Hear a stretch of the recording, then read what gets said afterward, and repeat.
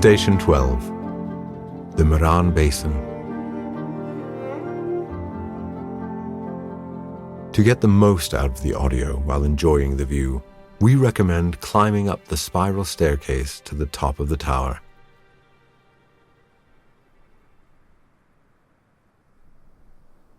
The name Pulverturm, as the tower is known, can be traced back to its former use as the town's gunpowder magazine after the 17th century. In fact, the tower predates this function and probably formed part of a larger complex consisting of several towers, including buildings that were living quarters, including the keep. Documents dating from the early 16th century tell of one Ortenstein Castle. It is likely that this fortress was pivotal in the MERAN Basin's period of maximum development, when the Counts of Tyrol established themselves, sometime between the 12th and 14th centuries.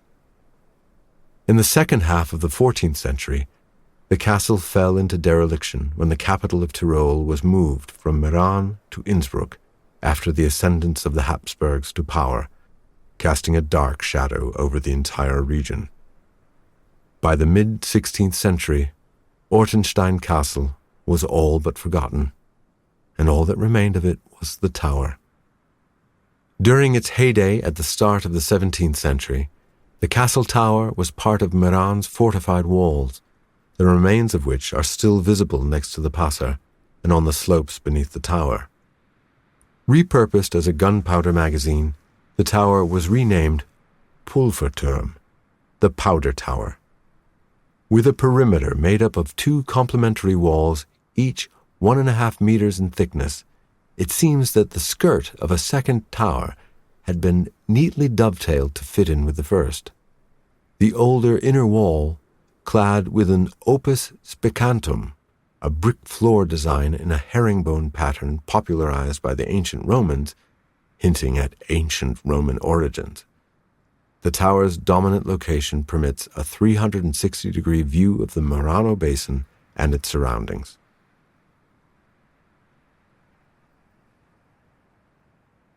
View to the northwest. The surrounding landscape is dominated by imposing mountain massifs that enclose the Meran Basin on its northern flank. Three main peaks stand out from left to right: the Zielspitze, 306 meters, the Chigat, 2,998 meters, and the Mütspitze, 2,294 meters. Besides the sheer height of these summits, one is impressed by their uninterrupted rise out of the valley straight up into the sky, covering an elevation difference of almost 2,700 meters in just a few kilometers. This is unmatched in the region, if not in the entire Eastern Alps. Thanks to its geographical position, the mountain massif forms a natural barrier shielding the Meran Basin from the icy north wind, creating an unusual microclimate. These mountains form part of the Texelgruppe Nature Park, which, at over 30,000 hectares, makes it the largest in South Tyrol. Its boundary at this point above the Meran Basin varies from between 800 to 1,500 meters above sea level. In the distant background, the Vinschgau Valley opens out into the Meran Basin, marked by a hill on which Parchens rests, formed by the detritus of the Töl Valley. It is at the Reschen Pass, 1,580 meters above the Vinschgau Valley, that the Etsch, or the Adige, Italy's second longest river after the Po, has its source. Along the length of its 410-kilometer course, the first 140 kilometers of the Etsch River is through South Tyrol, initially through the Vinschgau, and, after crossing through the Meran Basin, it passes Bozen. From there, it leads from the Etschtal Valley to the Po Valley, before flowing into the Adriatic Sea.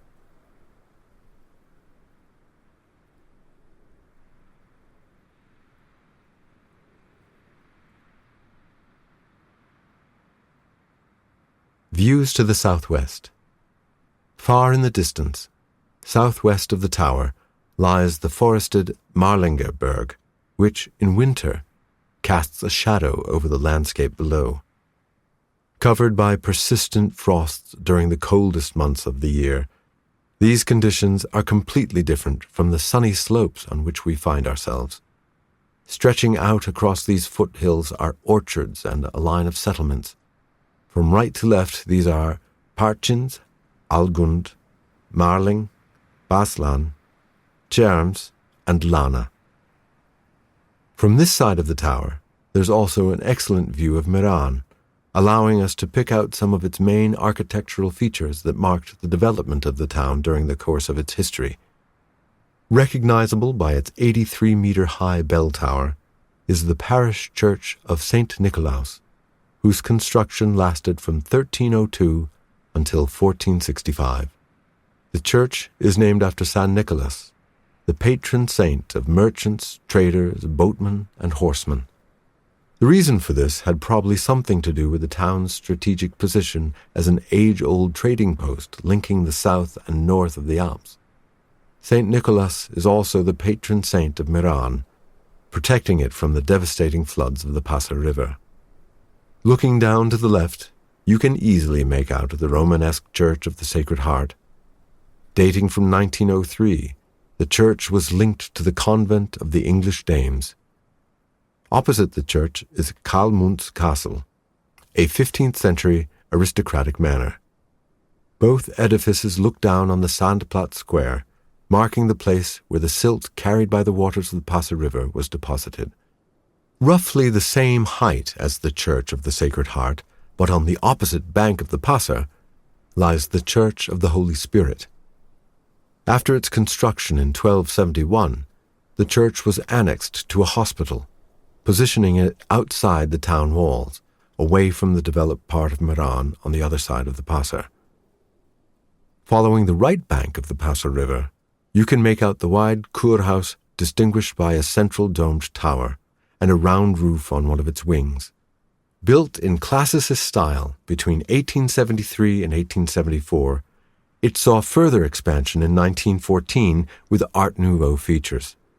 Stylistically, this was typical of Central European health spas of the time, both for the edification and distraction of visitors, as well as patients who frequented Meran in the earliest days of its tourism, as much as for the various therapies and treatments themselves.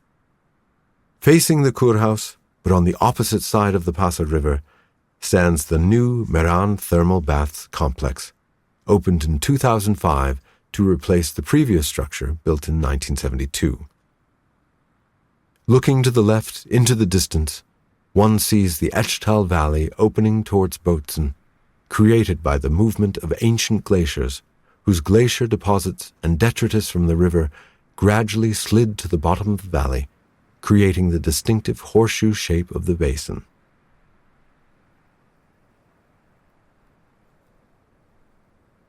View to the southeast. In the foreground, we can see the entire Obermais Hill, a majestic alluvial knoll formed by the detritus carried by the Kneifbach stream on its eastern flank. Situated amidst the suburban greenery, this residential area is made up of numerous private gardens and some of the most beautiful public parks in Meran. During the medieval period, between the 12th and 13th centuries, Obermais was inhabited by aristocrats in the service of the Counts of Tyrol, who ruled from the castle above the Meran basin. Favoring a mild climate, its elevated position is influenced by only minor temperature fluctuations, with lower humidity levels as compared with down in the valley. Lowering our gaze to the bottom of the hill where we stand, the Passaia city gate opens out towards the Passauertal Valley. This is one of the 4 original walled gates that controlled access to and from the town. Between the 14th and 17th centuries, the walls had to be rebuilt several times following the devastating flooding of the Passer River. Of the 4 original gates, today only 3 remain: Passauer Tor, Bozner Tor, and Finchker Tor, with the 4th, Oltner Tor, demolished in 1884. The Passauer Tor gate leads straight into the Steinach quarter, the oldest in Meran, and the original heart of the medieval town. Perhaps unsurprisingly, the old quarter lies in a sunny part of town, sheltered from the once threatening waters of the Passer River. From the archives dating from 1290, the word Steinach appears to have been derived from Stein, stone in German, referring to the pebbles and debris carried by the Passer River. Also cited is the term Meran, meaning heap of stones, taken from the pre-Latin word mara in reference to Meran, as far back as 857. In the distance before us, we observe a landscape dominated by a wooded slope furrowed by steep gorges. The Halfling Plateau on the flat summit extends on top of a vast rolling plain covered with coniferous forests, meadows, fields, and pastures, as well as the Juttelberg, which stretches from Meran to Bozen and beyond. In the mid-level and lower slopes, the thick woodlands are interspersed with terraced meadows dotted with orchards and vineyards, as well as scattered farmed buildings.